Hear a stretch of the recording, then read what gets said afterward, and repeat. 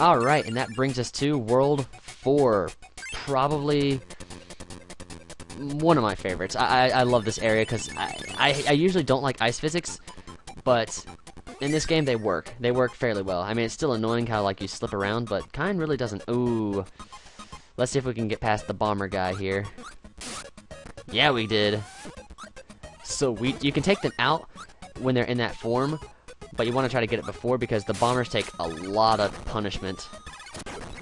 Whoops. Well, let's go back over here and see if we can get him. Sweet. So I think this is the ability. I don't know. I can't remember the ability you need for this. Come on. Ah, screw it.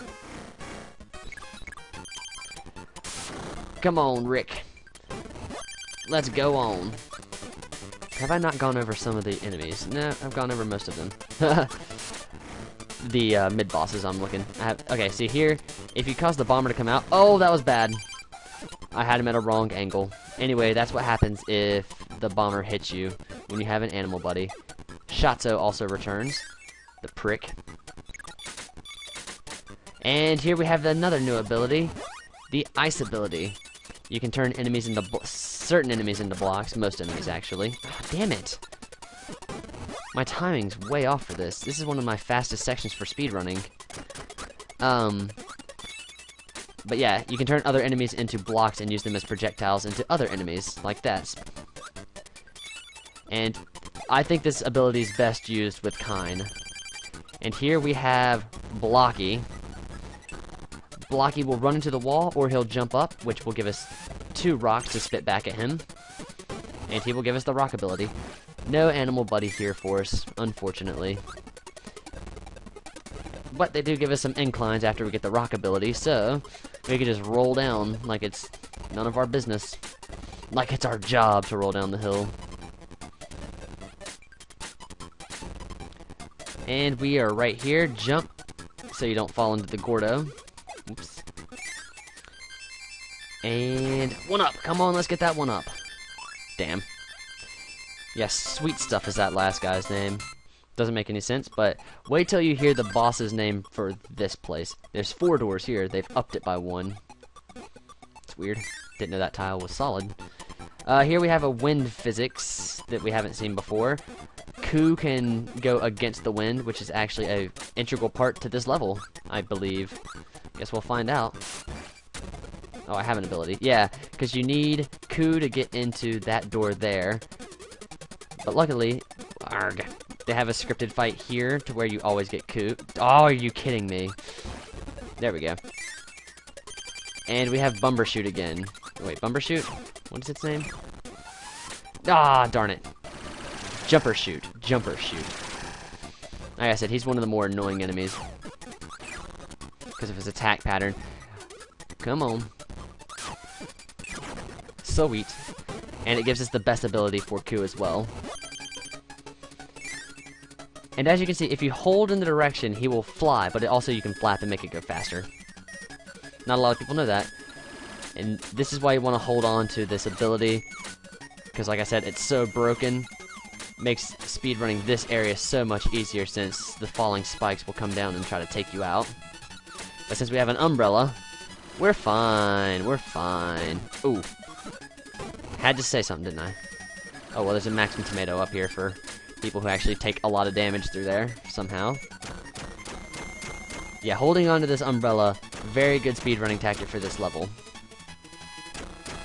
And we're introduced to another new block. These down here is the fire ability block, which I showed, which happened earlier in the stage. Oh, stupid kibble guy.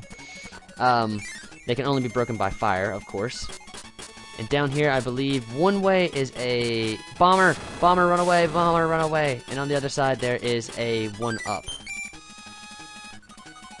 You don't need Ku to get through this area, but it helps because he takes out 2 blocks at once, and also because he flies really quickly. Like I said, I'm going to be employing a lot of speedrunning tactics in this.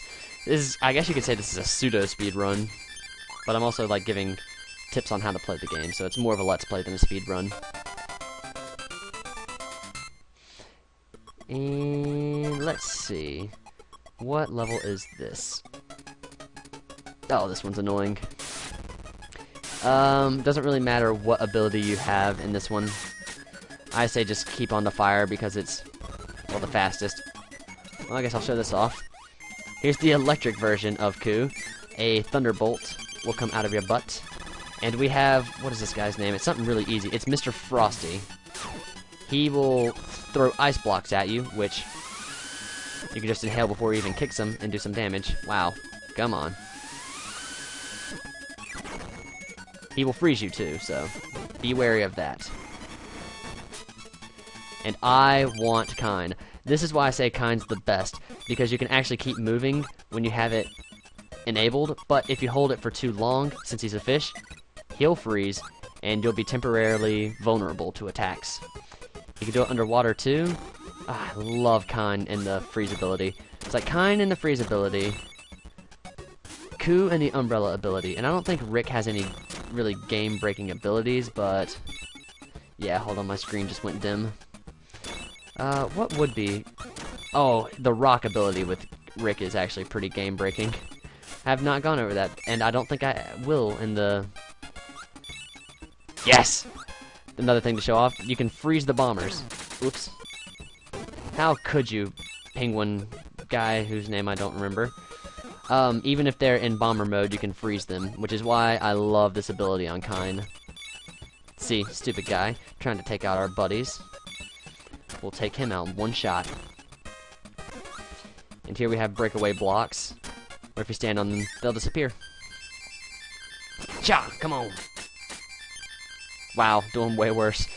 When I say something, yeah, I do worse, so I should stop saying things. Let's see. Looking at my notes here. Is this the ability I need? No, okay. This is not the ability we need to get the drop here.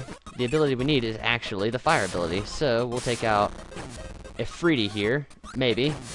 If I can stop getting hit like a dumbass. Wow, I've taken 3 hits. And Ifriti is not hard at all. Gets the wall going on an upstroke like that. Like, yeah, later in the game, the enemies get a little more dangerous. They'll have faster attacks, different attacks, etc. And this is the ability you want. And unfortunately, we only have 2 ticks of health here. But hold on to Kind and the fire ability, because it is the ability we need to get the rainbow drop.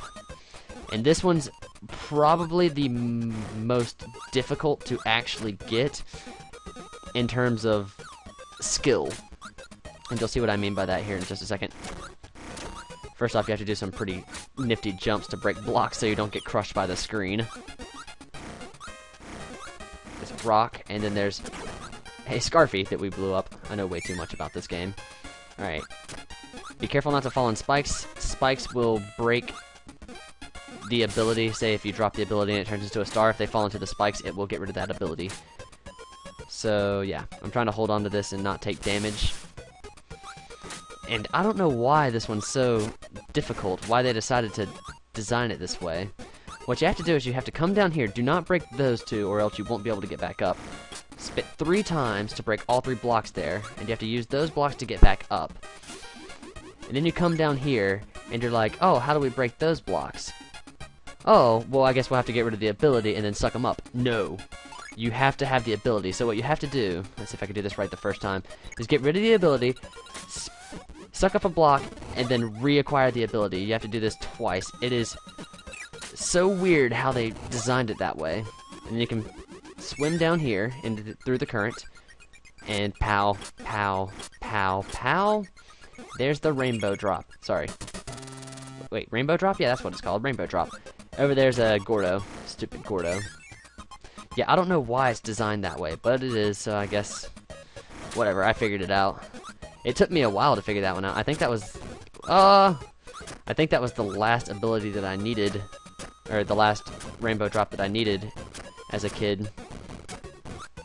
And I finally figured it out. Oh, there's a Maxim tomato there. Ah, well, screw it. Whew. Come on, let me get the Maxim tomato just this one time. There we go. And now we move on to the boss of this area, who has the laziest name of them all. Ice Dragon. Oh, actually, go get the fire ability for this. So we'll take down Ifriti here, and let me tell you why. I usually say that... Whoops, that was stupid. I usually say that you don't want to take an ability into the area boss battle, because it doesn't do that much damage. Oh, son of a bitch, man! I'm not having a fun time with Ifriti here. But this time, in particular, you totally want to take an ability in. I'm having a rough time. There we go. It's when I try to show cool things off that I don't do in Secession. Actually, let's pick up Gooey down there, see if he does restore 2. Nope, he only restores 1. Here's the speedrunning tactic. Use this to take the enemy out. Just keep spamming the fire button. It only does, like... Wow. That's funny. There's so many tiles on screen that it's not loading all of them. Hold on to it the whole time, too, because else the way to take him out is go under him when he does that, and he'll drop those things that do damage, and you have to spit them out. But it's so hard to get a good, like, round of them. And it's much easier to just attack this way. That's a speedrunning tactic, I guess, if you want to call it that. I think it's just common knowledge. Well, it's not really common knowledge. People assume that you have to do it that way. But I say it's easier to take him out with an ability.